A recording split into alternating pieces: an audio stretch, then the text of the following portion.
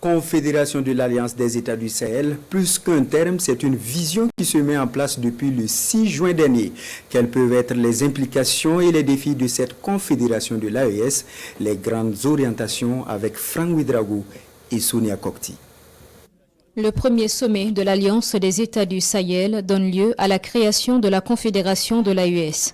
Un type de regroupement d'États qui, à la différence d'une fédération, à l'exemple de la République fédérale du Nigeria, n'implique pas la mise en place d'une entité politique unique représentant les pays en regroupement. Pour ce qui est de la Confédération, c'est aussi un regroupement d'États.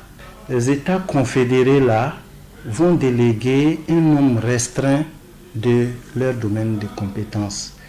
Et dans le cas de l'AES, vous avez dû le noter, ce sont les 3 domaines que nous appelons communément les 3D qui vont être délégués à la Confédération. Les exemples de confédération relèvent vraiment des cas historiques parce qu'en Afrique, dans notre sous-région, c'est l'exemple de la Sénégambie qui a fait son petit bonhomme de chemin entre 1982 et 1989.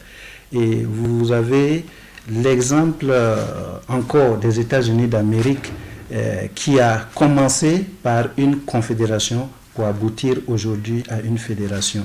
Les 3 domaines de coordination dans le cas de la Confédération de l'AES sont la défense et la sécurité, le développement et la diplomatie. Il s'agira pour le Niger, le Burkina Faso et le Mali de définir des positions et des actions communes. La création de la Confédération de l'Alliance des États du Sahel à présidence tournante implique une certaine modification dans les rapports avec les institutions internationales. Chaque État doit pouvoir s'exprimer librement, exprimer ses positions de manière souveraine. Maintenant, pour des questions que les uns et les autres trouveront opportuns de coordonner ou d'harmoniser pour avoir des vues, les pays peuvent se concerter, dégager une position commune et à partir de cette position commune, chaque État peut s'exprimer, mais exprimer cette position commune. Ou encore dans un autre cas de figure, cette position-là peut être confiée à un seul État qui va porter la voix de tous. L'ambassadeur chargé de mission indique également certains défis qui se présentent avec la création de la Confédération de l'AES.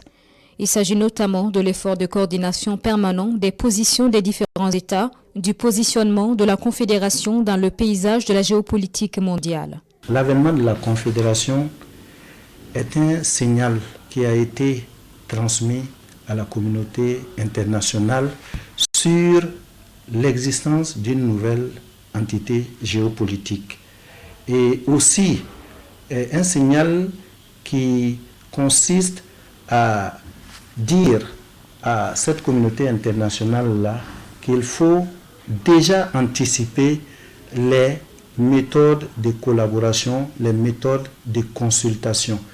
Le traité portant création de la Confédération de l'Alliance des États du Sahel se présente en 31 articles. Sa signature le 6 juillet dernier engage donc une nouvelle forme de coopération entre le Niger, le Burkina Faso et le Mali pour un développement endogène.